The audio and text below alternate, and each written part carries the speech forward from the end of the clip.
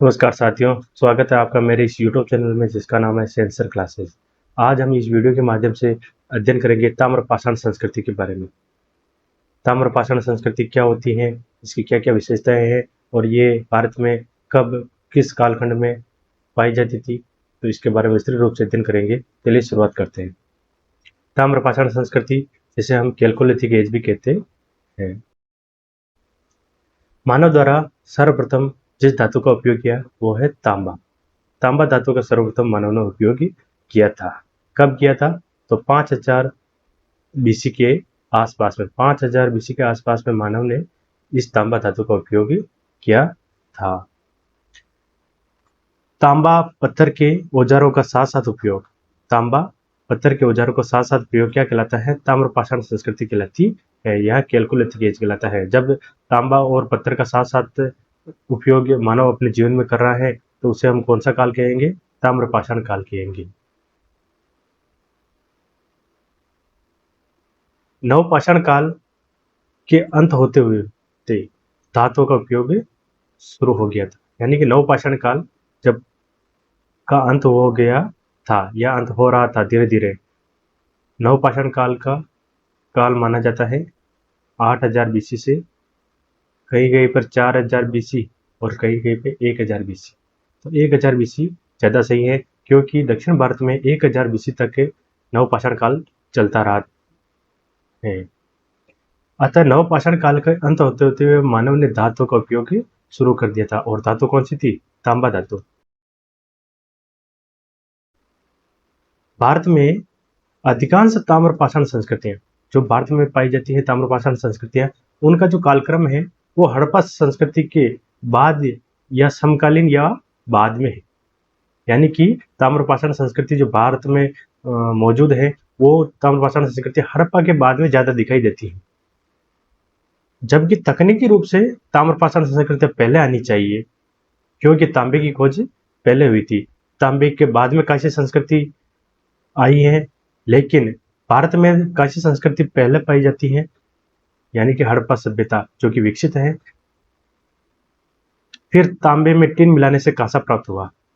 अतः हम ये कह सकते हैं कि भारत में जो कालक्रम है वो थोड़ा गड़बड़ा गया है, लेकिन फिर भी हम यूँ कह सकते हैं कि हड़प्पा सभ्यता से पहले भी ताम्रपाषाण सभ्यताएं भारत में या भारतीय उपमहाद्वीप में मौजूद थी।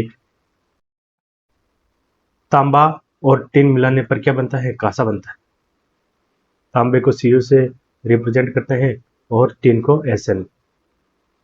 Cu यानी कॉपर और Sn यानी स्टनम या रागा या वांगे, इसके 3 नाम हैं।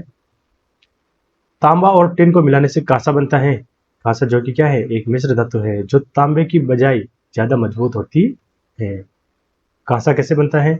तो कॉपर में टिन मिलाने पर कांसा बनता है। और क्या अनुपात है? तो 88% तो तांबा और टिन कितना परसेंट है? 12%। यानी कि अनुपात की बात करें तो लगभग 9:1 के लगभग ये अनुपात इनका बैठता है।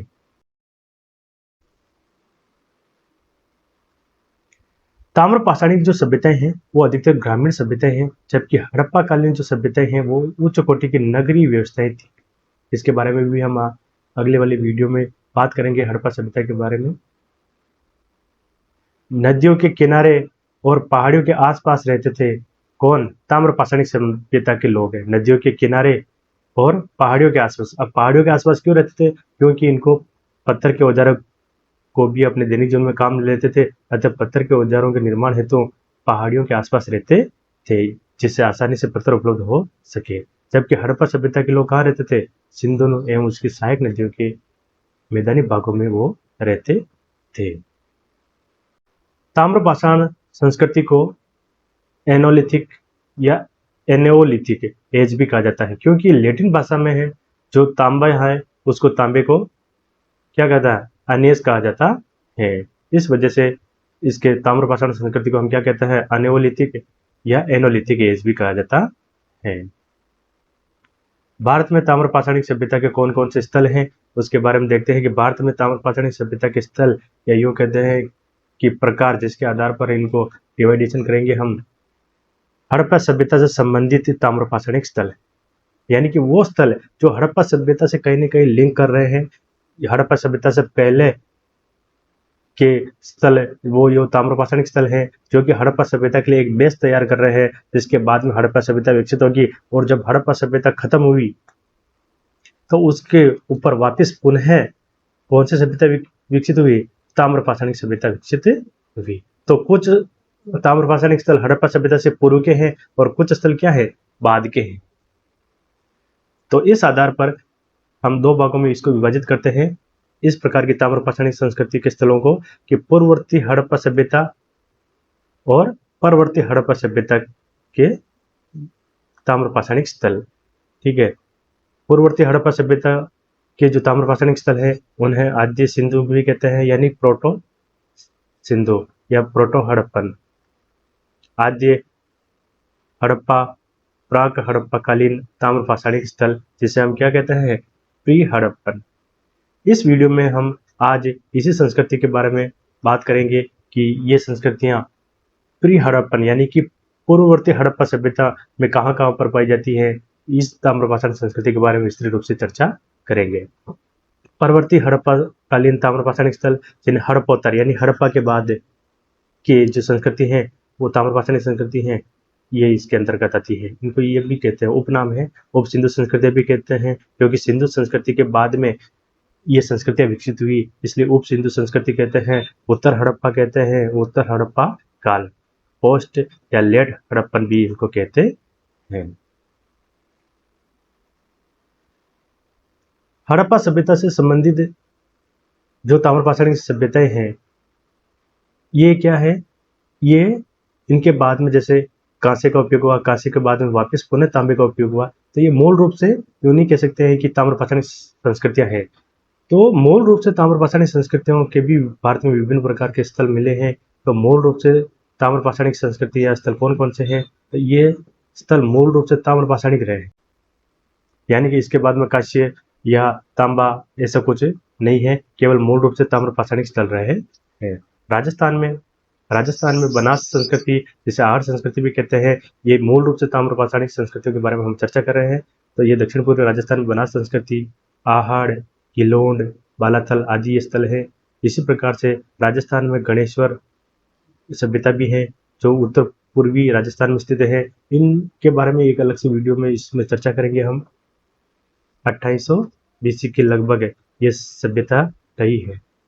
कौन सी सभ्यता? गणेश्वर सभ्यता। पश्चिमी महाराष्ट्र में मालवा, कायता, एरण, नागदा, नवदा टोली, त्रिपुरी और उज्जैनी, ये आदि विभिन्न प्रकार के मूल ताम्रपाषाणिक स्थल हैं। पश्चिमी महाराष्ट्र में जोरवे, नेवासा, देमाबाद, चंदोली, सोनगांव, इनामगांव आदि ये विभिन्न ताम्रपाषाणिक स्थल हैं। पूर्वी भारत की बात करें तो पूर्वी भारत में बिहार में कौन सा है? चिरांद, शेवार, सोनपुर। ये क्या है? वेस्ट बंगाल में महिस्थल यानी कि वीरभूम पांडु राजा डिब्बी, ये किसमें है? बर्धमान जिले में स्थित है। और यूपी में कौन सा है? अंतरंजी का खेड़ा, यूपी में अंतरंजी का खेड़ा और खेराडी है आदि ये विभिन्न प्रकार के ताम्रपाषाणिक स्थल है, जो कि जिनकी प्रवृत्ति कैसी है? मूल रूप से ताम्रपाषाणिक प्रवृत्ति रही है। तो चलिए शुरुआत करते हैं। अब हम पूर्ववर्ती ताम्रपाषाण संस्कृतियां यानी कि पूर्ववर्ती यानी हड़प्पा सभ्यता से पहले की ताम्रपाषाण संस्कृतियों के बारे में हम इस वीडियो के माध्यम से आज विस्तृत रूप से चर्चा करेंगे। इस मैप के द्वारा हम देखते हैं कि कौन कौन सी स्थल है, ताम्रपाषाणिक स्थल है, जो कि पूरे भारतीय उपमहाद्वीप में फैले हुए हैं। सर्वप्रथम हम देखते हैं पाकिस्तान में ये वाला हिस्सा, ये जो मैप में रेड बता रहा हूं मैं, ये वाला हिस्सा क्या कहते हैं? इसको बलूचिस्तान। ये वाला जो राज्य है पाकिस्तान का, बलूचिस्तान वाला प्रांत है। बलूचिस्तान में मेहरगढ़, नाल, कुल्ली, बालाकोट और अंजीरा, शाहदम्ब आदि ये स्थल इसमें किसमें पाए जाते हैं? बलूचिस्तान में पाए जाते हैं। इसी प्रकार से क्वेटा घाटी यानी कि कलीगुल मोहम्मद और दम सादात, ये भी किसमें पाया जाता है? मेहरगढ़ में स्थित है। पाकिस्तान के ही सिंध प्रांत में, ये अभी जो रेड लाइन से बना रहा हूं मैं, पाकिस्तान के सिंध प्रांत में जो पूर्ववर्ती हड़प्पीय ताम्र पाषाणिक संस्कृति के स्थल है उसमें आमरी है और कोट दीजी है। पाकिस्तान के ही पंजाब में, पंजाब की बात कर रहे हैं, पाकिस्तान वाले पंजाब की बात कर रहे हैं। पंजाब में दो स्थल हैं, एक तो जलीलपुर और एक सरायकोला। ये जो सरायकोला है ये पाकिस्तान का है, पाकिस्तान की पंजाब वाले राज्य से संबंधित है। इसी प्रकार से पाकिस्तान के खैबर पख्तूनख्वा प्रांत की बात करें तो खैबर पख्तूनख्वा प्रांत में एक तो है रहमान डेरी और गुमला। ये दोनों स्थल किसके हैं? खैबर पख्तूनख्वा प्रांत के हैं। रहमान डेरी, ये वाला रहमान डेरी और गुमला कौन से प्रांत के हैं? खैबर पख्तूनख्वा प्रांत के हैं। राणा गुंडई बलूचिस्तान में ही आता है। अब बात करते हैं हम अफगानिस्तान। ये क्या है? अफगानिस्तान है। अफगानिस्तान में दो स्थल हैं, एक तो है मुंडीगाक और एक है दह मोरासी गुंडई। ये दोनों स्थल कांधार राज्य में स्थित है। ये अफगानिस्तान वाला हिस्सा है। भारत में बात करें तो भारत में ये है कालीबंगा, राजस्थान के हनुमानगढ़ जिले में स्थित है कालीबंगा, और बनावली, हरियाणा की बनावली। ये क्या है? ये पूर्ववर्ती हड़प्पीय ताम्र पाषाणी संस्कृति है जो कि किस नदी के किनारे है? घग्गर नदी के किनारे स्थित है। तो देखते हैं, शुरुआत करते हैं पाकिस्तान के बलूचिस्तान प्रांत में कौन कौन सी संस्कृतियां स्थित है। पूर्ववर्ती हड़प्पीय ताम्र पाषाणिक संस्कृतियां यानी कि प्री हड़प्पन कैलकोलिथिक कल्चर, यानी कि हड़प्पा सभ्यता से पहले की ताम्र पाषाणिक संस्कृतियां जिनके ऊपर ही हड़प्पा सभ्यता विकसित हुई। तो उन संस्कृतियों के बारे में हम विस्तृत रूप से चर्चा करते हैं। बलूचिस्तान ये किसका प्रांत है? पाकिस्तान का। पाकिस्तान का एक प्रांत है जो कि सबसे बड़ा प्रांत है। पाकिस्तान का सबसे बड़ा प्रांत कौन सा है? बलूचिस्तान है। बलूचिस्तान में मेहरगढ़ जहां से हमें कृषि के सर्वप्रथम साक्ष्य मिलते हैं। 7000 बीसी के जो साक्ष्य हैं वो कहाँ से मिलते हैं? हम कृषि के मेहरगढ़ से मिलते हैं। मेहरगढ़ कहाँ स्थित है? कच्छी के मैदान में स्थित है और बोलन नदी घाटी के किनारे स्थित है। इसका जो दूसरा कालखंड है यानी कि जो स्तर प्राप्त हुआ है, दूसरे स्तर से हमें ताम्रपाषाण काल के अवशेष मिले हैं। इसी प्रकार से किल्ली या कली गुल मोहम्मद ये क्वेटा घाटी में स्थित है। दम सादात ये भी क्वेटा घाटी में स्थित है। यहाँ से भी हमें ताम्रपाषाणी प्री हड़प्पन के ताम्रपाषाणी के संस्कृतियों के अवशेष मिले हैं। अंजीरा और शाहदम्ब जो कि कहाँ स्थित है? कलात पठार, ये भी बलूचिस्तान में स्थित है। अंजीरा की खुदाई 1948 में हुई और 1957 में भी हुई, और शाहदम की खुदाई कब हुई? 1957 में। और इन दोनों स्थलों की खुदाई डी कार्डी द्वारा की गई है। अंजीरा और शाहदम ये कलात पठार में स्थित है और डी कार्डी द्वारा 1948 और 57 में तो अंजीरा और 1957 में शाहदम नामक स्थान की खुदाई की गई। और यहाँ से हमें प्री हड़प्पन कैलकोलिथिक एज के विभिन्न प्रकार के अवशेष मिले हैं। राणा गुंडई जोब लोरलाई क्षेत्र में स्थित है। यह स्थल कहाँ स्थित है? यह स्थल जोब लोरलाई क्षेत्र में स्थित है। इसी कारण से इसे कौन सी संस्कृति कहते हैं? जोब संस्कृति भी कहा जाता है। जोब संस्कृति। राणा गुंडई कौन सी नदी के किनारे स्थित है? तो राणा गुंडई अनामबार नदी के किनारे स्थित है। और राणा गुंडई यानी घोड़ा, थोड़ा सा शब्द का लिंक बैठ रहा है यहाँ पर। तो यहाँ से हमें क्या मिले हैं? 4 दांत मिले हैं घोड़े या गधे के। संशय है अभी कि घोड़े के हैं या गधे के, लेकिन 4 दांत हमें कहाँ से मिले हैं? तो राणा गुंडई से मिले हैं। खुदाई कब की थी? 1930 ईस्वी के दशक में ब्रिगेडियर रोस द्वारा की गई थी। ब्रिगेडियर रोस थे, उन्होंने 1930 ईस्वी के लगभग इन्होंने राणा गुंडई की खुदाई की। फिर 1950 में फायर सर्विस के द्वारा भी इसकी पुनः खुदाई की गई थी। कुल्ली ये दक्षिणी बलूचिस्तान के में स्थित है। दक्षिणी बलूचिस्तान में कुल्ली और नाल आदि ये क्षेत्र है।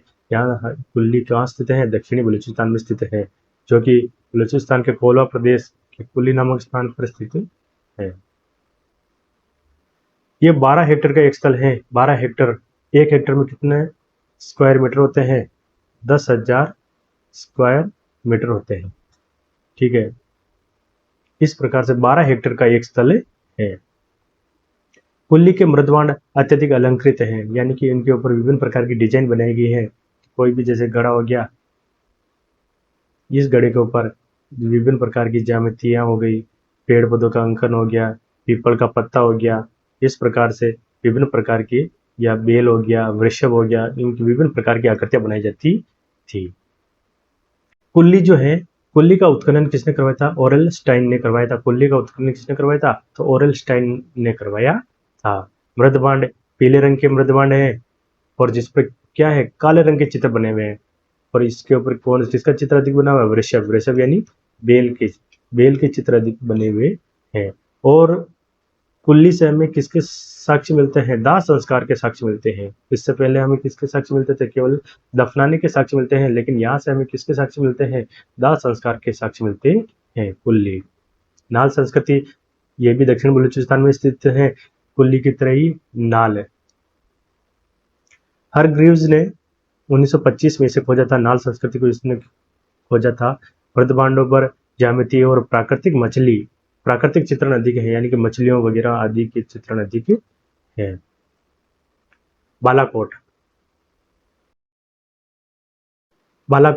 जो कि मकरान तट है। बालाकोट का है मकरान तट पर विंडर नदी के किनारे स्थित है। यह एक बंदरगाह के रूप में काम लिया जाता है, और इसका उत्खनन कब किया? 1963 से 1970 के मध्य में जॉर्ज एफ डेल्स द्वारा किया गया था। बालाकोट का उत्खनन जॉर्ज एफ डेल्स द्वारा किया गया था। मकरान तट पर स्थित है, विंडर नदी के किनारे स्थित है, और ये एक बंदरगाह के रूप में काम आता था। कोमल घाटी, यह नदी कोमल नदी है। यह नदी अफगानिस्तान के कोहनाक पर्वतमाला से निकलती है, और डेरा इस्माइल खां पाकिस्तान के पास यह सिंधु नदी में मिल जाती है। डेरा इस्माइल खां के पास में ये क्या ये नदी किसमें मिल जाती है?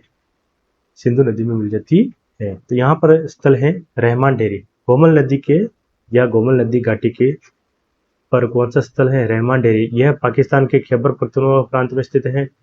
डेरा इस्माइल खान के पास में स्थित है। रहमान डेरी किसके पास में स्थित है? डेरा इस्माइल खान के पास में स्थित है। यहाँ से रहमान डेरी से सुनियोजित बस्ती का संकेत मिलता है, जो किससे गिरी हुई? एक दीवार से गिरी हुई। दीवार से गिरी हुई विभिन्न प्रकार की बस्तियां हमें कहाँ मिलेगी? हमें हड़प्पा सभ्यता में देखने को मिलेगी।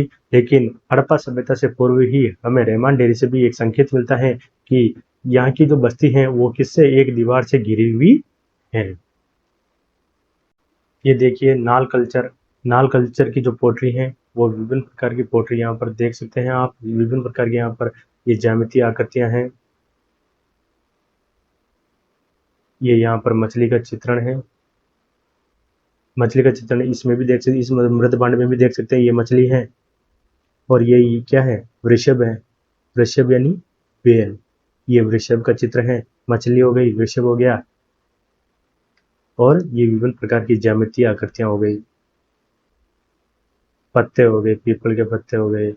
ये यहाँ पर आयत, वर्ग, विभिन्न प्रकार की आकृतियों का चित्रण इसमें किया गया। ये सब कहाँ के उदाहरण है? नाल संस्कृति के उदाहरण है। नाल मृदबांड है ये सारे के सारे।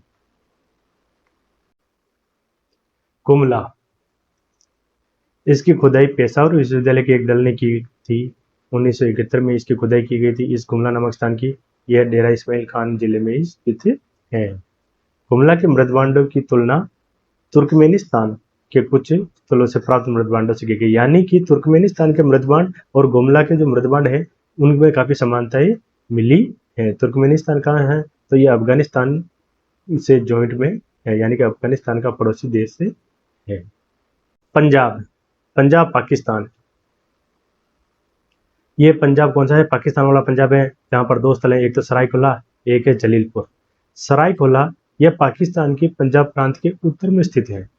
कहाँ पे स्थित है? उत्तर में स्थित है, जहाँ पर यह आधुनिक रावलपिंडी के निकट पोतवार के पठार के पास स्थित है। रावलपिंडी भी यही स्थित है, और पोतवार का पठार इस सरायकोला के पास में स्थित है। इसकी खुदाई पाकिस्तान के पुरातत्व विभाग ने की थी। 1968 से 71 के मध्य इस स्थल की खोज की थी, और यहाँ से भी हमें प्री हड़प्पन कैलकुलेटिक एज के विभिन्न प्रकार के अवशेष मिले हैं। जलीलपुर ये चिनाब व रावी नदियों के संगम पर स्थित है। यहाँ से हमें क्या मिले? सोने के मनके, तांबा और लाजवर्द मणि, जिसे हम क्या कहते हैं? लेपुस लेजली भी कहते हैं। ये यहाँ पर जी ये जो चित्र है ये पीडीएफ में आपको सही तरीके से दिखेगा, और पीडीएफ को डाउनलोड करने के लिए आप मेरे टेलीग्राम चैनल को ज्वाइन कर सकते हैं। वहाँ से आपको इसकी ये जो इमेज है अच्छी दिखाई देगी। ये ब्लू कलर की है। ब्लू कलर का एक पत्थर होता है जिसे हम क्या कहते हैं? लाजवर्द मणि या लेपुस लेजली कहते हैं। और लेपुस लेजली अफगानिस्तान के बदख्शां से लाई जाती है। जलीलपुर में मिली है लेपुस लेजली, जो कि कहाँ से पर लाई जाती थी? अफगानिस्तान के बदख्शां प्रांत से लाई जाती थी। अब है सिंध। सिंध के दो स्थान हैं, कोट दिजी और आमरी। कोट दिजी पाकिस्तान के खेरपुर नामक स्थान पर है। यह किलेबंद बस्ती के अवशेष मिले। यहाँ से भी हमें एक किलेबंद बस्ती के अवशेष मिले हैं। इसके मृदबांड हड़प्पा सभ्यता तक चलते रहे हैं। कोट दिजी के जो मृदबांड है वो हड़प्पा सभ्यता में भी उसी प्रकार के मृदबांड चलते रहे। आमरी आमरी की खोज एनजी मजुमदार द्वारा 1929 ईस्वी में की गई थी। और उत्खनन किसने किया? जीन कजाल द्वारा। जीन कजाल द्वारा उत्खनन कार्य करवाया गया था। खोज एनजी मजुमदार द्वारा की गई थी। यहाँ से पूर्व हड़प्पा और परवर्ती हड़प्पा सभ्यता के मध्य संक्रमण के स्पष्ट जो संकेत है वो दिखाई देते हैं। संक्रमण की जो संक्रमण काल यानी कि एक पीढ़ी से दूसरी पीढ़ी के बीच का जो गैप होता है उसको हम क्या कहते हैं? संक्रमण काल कहते हैं। यानी कि यहाँ से हमें पूर्व हड़प्पा सभ्यता के भी लक्षण मिलते हैं और परवर्ती हड़प्पा सभ्यता के लक्षण भी हमें स्पष्ट रूप से दिखाई देते हैं। घग्गर घाटी। अब यहाँ से स्थान स्टार्ट हो रहे हैं भारत के, वर्तमान भारत के। घग्गर घाटी।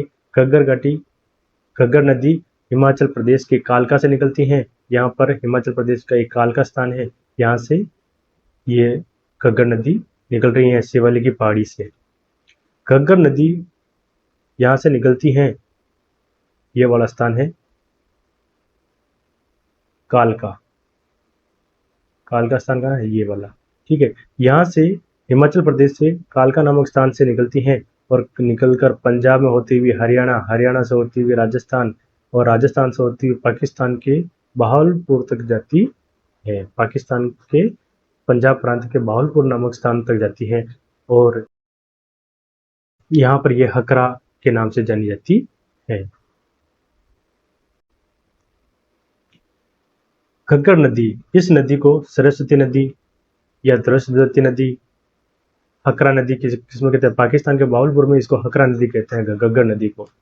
नट नदी, नाली नदी, मृत नदी, क्योंकि वर्तमान में ये काफी कम बहती है और बारिश के मौसम में बहती है और वो भी आगे पाकिस्तान तक नहीं पहुंच पाती है, बीच में ही अस्त हो जाती है, इसका पानी खत्म हो जाता है।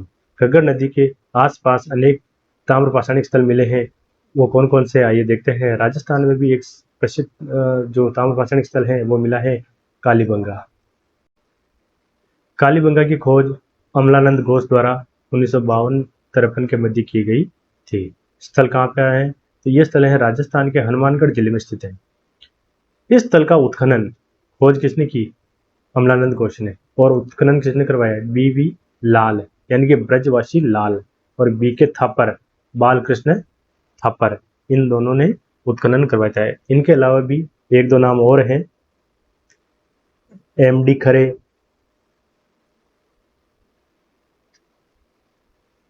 इनका भी सहयोग रहा है, केएम श्रीवास्तव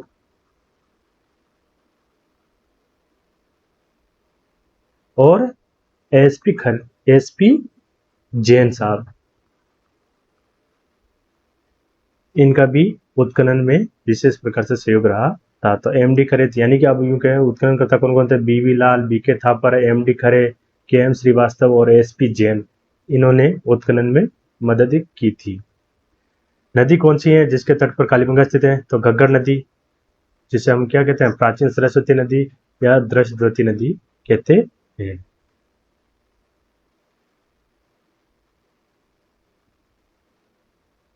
सर्वप्रथम इस कालीबंगा की जो संस्कृति है उसके बारे में जानकारी किसने दी? तो एक व्यक्ति है एलपी टेसीटोरी, यानी कि लुइगी पियो टेसीटोरी। इन्होंने सर्वप्रथम कालीबंगा की संस्कृति यानी कालीबंगा के जो खंडर हैं, जो टीले हैं, उनके बारे में इन्होंने सर्वप्रथम बताया। ये क्या थे? तो ये इंडोलॉजिस्ट थे। अब इंडोलॉजिस्ट किसे कहते हैं? इंडोलॉजिस्ट यानी इंडिया के बारे में, इंडिया के इतिहास के बारे में, संस्कृति के बारे में जो जानकारी रखते हैं या जानने का प्रयास करते हैं, उन्हें हम इंडोलॉजिस्ट कहते हैं। तो ये इंडोलॉजिस्ट थे एलपी टेसीटोरी साहब ने। इन्होंने सर्वप्रथम कालीबंगा के टीलों के बारे में बताया था। 1887 से 1919 के मध्य ये भारत में रहे थे। इसकी खुदाई भारत की स्वतंत्रता के बाद सर्वप्रथम हुई थी। हम सब जानते हैं कि अधिकांश जो हड़प्पाकालीन जो स्थल है वो पाकिस्तान में स्थित हैं। भारत में जो सर्वप्रथम जिसकी स्वतंत्रता के बाद में खुदाई हुई, वह पहला स्थान कौन सा है? कालीबंगा है। जब सारे के सारे स्थल पाकिस्तान में चले गए तो उसके बाद में भारत में भी विभिन्न प्रकार के स्थलों की खोज तेज हो गई थी। हड़प्पा सभ्यता से संबंधित स्थलों की खोज, और इसमें कालीबंगा स्थल की सर्वप्रथम भारत में खुदाई हुई थी स्वतंत्रता के बाद में। यह राजस्थान की सबसे प्राचीन सभ्यता है। इसे राजस्थान की सबसे प्राचीन सभ्यता कहते हैं। कालीबंगा शब्द का क्या अर्थ है? कालीबंगा शब्द सिंधी भाषा के शब्द है। काली यानी काली और बंगा यानी चूड़िया, यानी कि काले रंग की जो चूड़िया है, इसका अर्थ कालीबंगा है। कालीबंगा से जो विभिन्न प्रकार के स्तर मिले हैं, 5 स्तर मिले हैं। कालीबंगा के टीले 5 स्तर मिले हैं कालीबंगा। तो निचले जो 2 स्तर हैं, यहाँ से हमें प्राक हड़प्पन सभ्यता के अवशेष मिले हैं, और ऊपर के जो 3 स्तर हैं, यहाँ से हमें हड़प्पा काल के अवशेष मिले हैं। हड़प्पा काल के अवशेष मिले हैं। 3, 4, 5 स्तर से हमें हड़प्पा काल के, और पहले और दूसरे से हमें प्राक हड़प्पा के अवशेष मिले हैं। कालीबंगा की प्राक हड़प्पा सभ्यता की बस्ती कच्ची ईंटों द्वारा किलेबंद थी। किसके द्वारा किलेबंद थी? कच्ची ईंटों द्वारा। हाँ, ये कच्ची ईंटें जरूर थी, लेकिन ये कालीबंगा के जो निवासी है वो पक्की ईंटों के बारे में जानते जरूर थे।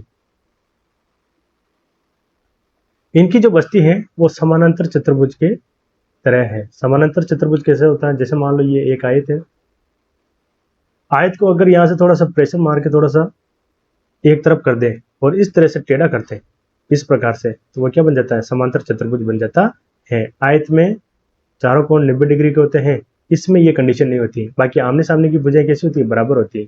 समानांतर चतुर्भुज में आमने सामने की भुजाएं बराबर है, लेकिन कोण 90 डिग्री का नहीं है। इसे हम समांतर चतुर्भुज कहते हैं।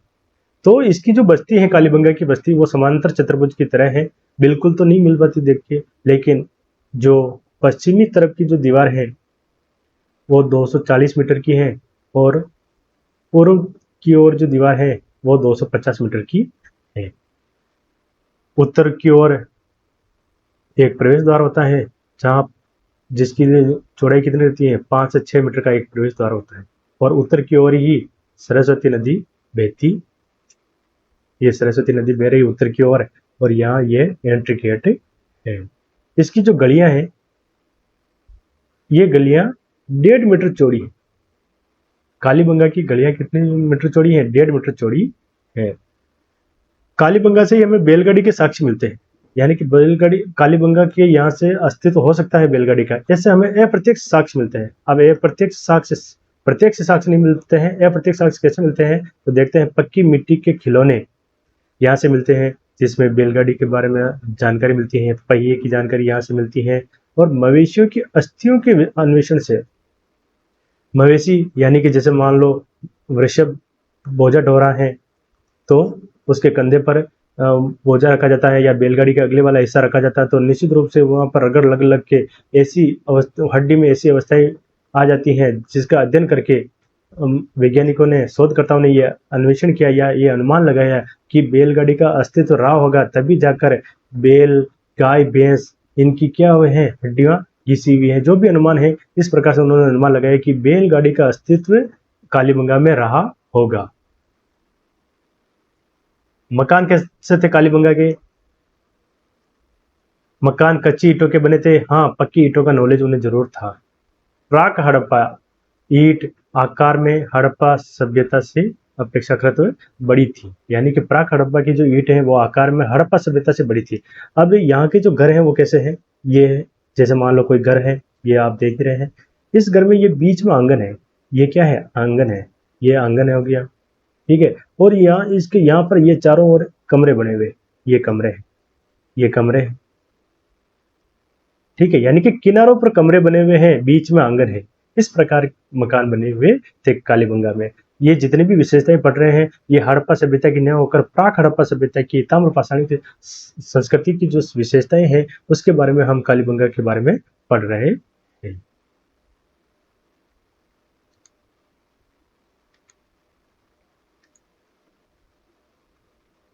कालीबंगा के मकान में खाना कहाँ बनाया जाता था, आंगन में पकाया जाता था।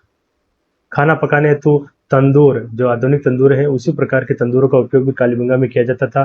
जमीन के अंदर बने होते थे, कुछ जमीन के ऊपर भी बने हुए थे। इस प्रकार के तंदूरों का उपयोग किया जाता था। आधुनिक किस्म के तंदूरों की तरह ही ये तंदूर थे।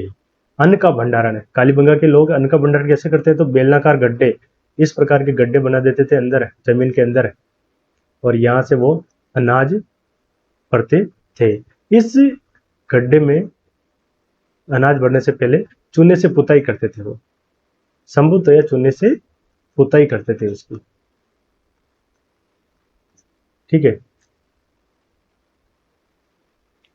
इसी प्रकार से कालीबंगा में हमें जूते हुए खेत के साक्ष्य भी मिलते हैं। अब जूता हुआ खेत, इस प्रकार से एक खेत बना हुआ है, यह है पश्चिम और यह है पूर्व, नॉर्थ और साउथ। तो इस प्रकार से एक खेत बना हुआ है, पश्चिम से पूर्व की ओर इस प्रकार से ये हल की नालियां बनी हुई है। पश्चिम से पूर्व की ओर जो नालियां हैं इनके मध्य का जो गैप है वो 30 सेंटीमीटर का है, और उत्तर से दक्षिण की ओर जो ये हल्की नालियां बनी हुई हैं इनका जो गैप है ये कितना है, 1.9 मीटर, या सेंटीमीटर में बात करते हैं 190 सेंटीमीटर। इनका जो गैप है ये है 190 सेंटीमीटर, ठीक है, समझ में आया। पश्चिम से पूर्व की ओर जो नालियां हैं उनके मध्य का जो गैप है वो 30 सेंटीमीटर का है, और उत्तर से दक्षिण की ओर जो नालियां हैं उनका जो गैप है, उनका गैप कितना है, 190 सेंटीमीटर या 1.9 मीटर का गैप है। कम दूरी वाले खांचों में चना बोते थे। कम दूरी, ये खांचे क्या है, कम दूरी वाले खांचे, तो इनमें क्या बोया जाता था, चना। और अधिक दूरी वाले खांचों में क्या बोया जाता है, सरसों बोया जाता है। ये अधिक दूरी वाली खांचे हैं, इनमें क्या बोया जाता है, सरसों बोया जाता है। तो इस प्रकार का एक खेत मिला है यहाँ से कालीबंगा से, ठीक है। 2 फसलें एक साथ बोने के साक्ष्य मिलते हैं, यानी कि कालीबंगा से हमें 2 फसलें एक साथ बोने का साक्ष्य मिलता है। यहाँ पत्थर के औजार भी मिले हैं और तांबे के औजार भी मिले हैं, हाँ, लेकिन पत्थर के औजार हमें ज़्यादा मिले हैं। तांबे के जो विभिन्न प्रकार के औजार हैं कि इस प्रकार आप देख सकते हैं कि यहाँ पर इस प्रकार थे। ये औजार हमें ये कालीबंगा से मिले हैं। चूड़ियाँ भी मिली है, पक्की मिट्टी की चूड़ियाँ, तांबे की चूड़ियाँ भी मिली हैं, तांबे के मनके भी यहाँ से मिले हैं, और लगभग 3000 बीसी का कालखंड, जितनी ये पुरानी हो सकती है, इससे भी पुरानी हो सकती है, लेकिन 3000 बीसी तो है ही। और इसका अंत, कालीबंगा की जो प्राग हड़प्पा सभ्यता है इसका अंत कैसे हो गया था, तो 2600 बीसी के मध्य एक भूकंप आया था, इसके वजह से इसका अंत माना जाता है। सोती कल्चर, कालीबंगा की सोती संस्कृति। सोती संस्कृति क्या है, राजस्थान के बीकानेर जिले में सोती नामक स्थान से मिली है सोती संस्कृति, यानी सोती नामक स्थान से मिली होने के कारण से इस संस्कृति का क्या कहा जाता है, सोती संस्कृति कहा जाता है। इस संस्कृति के मृदबांड कालीबंगा से मिले मृदबांड जैसे ही है, यानी कि सोती सभ्यता के मृदबांड कालीबंगा की जो मृदबांड है उसी तरीके से है। अतः कालीबंगा की संस्कृति को भी क्या कहते हैं, सोती संस्कृति कहते हैं। और जो बीकानेर की सोती संस्कृति है उसे कालीबंगा प्रथम कहा जाता है। इसकी खोज भी अमलानंद घोष ने की थी। अमलानंद घोष के अनुसार सोती संस्कृति से ही हड़प्पा सभ्यता का विकास हुआ, और इस मत के जो सहमत है, इस मत को जो अपनी सहमति देते हैं उनमें कौन कौन से हैं, तो डीपी अग्रवाल, धर्मपाल अग्रवाल साहब और रेमंड वालचंद महोदय, इन दोनों ने अपनी सहमति व्यक्त की कि बोस जो घोष साहब कह रहे हैं, अमलानंद घोष, वो सही है और हड़प्पा सभ्यता का विकास कौन सी संस्कृति से हुआ? सोती संस्कृति से हुआ। सोती संस्कृति के मृदभांड पर मछली के सल के, पीपल के पत्ते और बाई बाग में रस्सी से बने हुए निशान मिले हुए हैं, जो कि हड़प्पा सभ्यता में भी बने रहे हैं। सोती संस्कृति को के द्वारा भाई हड़प्पा सभ्यता का विकास हुआ, तो ये कैसे सिद्ध करते हैं? तो उन्होंने कहा भी कि सोती संस्कृति की जो मृदभांड है उनके बाहर मछली के सल मिले हैं, पीपल के पत्ते मिले हैं, बाई बाग में रस्सी मिली है, ये वो मृदभांड हड़प्पा सभ्यता में भी हमें मिले हैं। तो इस प्रकार से उन्होंने अनुमान लगाया कि सोती संस्कृति से ही हड़प्पा सभ्यता का विकास हुआ। अब है हरियाणा। हरियाणा में एक महत्वपूर्ण स्थल है जहाँ से हमें प्री हड़प्पन कैलकोलिथिक एज के साक्ष्य मिले हैं, ताम्रपाषाण सभ्यता के साक्ष्य मिले है, बनावली या बनवाली। यह हरियाणा के फतेहाबाद जिले में स्थित है। और नदी तट कौन सा है? तो प्राचीन सरस्वती नदी, और वर्तमान में कौन सी नदी है? तो रंगोई नदी के किनारे स्थित है। खोजकर्ता कौन है? तो आरएस बिस्ट। 1973 में इसने बनावली सभ्यता की खोज की थी। यहाँ से हमें वॉश बेसिन के साक्ष्य मिलते हैं। वॉश बेसिन या भी आधुनिक वॉश बेसिन जो होता है, जैसे हम हाथ मुंह सुबह मंदिर करते हैं, उस प्रकार के वॉश बेसिन के साक्ष्य यहाँ से मिले हैं। तांबे के बाणाग्र यानी कि तीर, इस प्रकार के तांबे के बाणाग्र यहाँ से मिले हैं।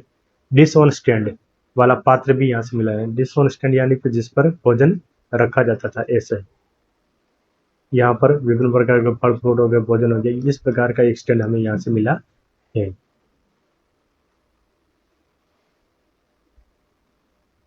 बनावली की पूर्व हड़प्पा सभ्यता 2600 से 2400 बीसी के मध्य की है। यानी कि बनावली की जो पूर्व हड़प्पा सभ्यता है वो 2600 से 2400 बीसी के मध्य की मानी जाती है। अब है अफगानिस्तान। अफगानिस्तान में दो स्थान है, मुंडीगाक और देहमोरासी कुंडई। मुंडीगाक दक्षिण पूर्वी अफगानिस्तान में स्थित है और यह देहमोरासी भी यहीं पर स्थित है, इसके पास में स्थित है। यानी कि दोनों के दोनों स्थल कहाँ से? दक्षिण पूर्वी अफगानिस्तान के पास में कांधार राज्य में स्थित है। मुंडीगाक की खोज किसने की थी? जेएम कसाल ने 1950 से 1960 के मध्य में मुंडीगाक की खोज की थी और इसका उत्खनन करवाया था। और देहमोरासी गुंडई का उत्खनन किसने करवाया था? तो लुइस डुप्री द्वारा। लुइस डुप्री द्वारा 1963 में इस देहमोरासी नामक या देहमोरासी गुंडई नामक स्थान की खोज का उत्खनन करवाया था। इस प्रकार से आज हमने इस वीडियो के माध्यम से यह अध्ययन किया है कि पूर्व हड़प्पा सभ्यता से पहले की कौन कौन सी ताम्रपाषाणिक सभ्यताएं रही हैं और इनका विस्तृत रूप से अध्ययन किया है। धन्यवाद।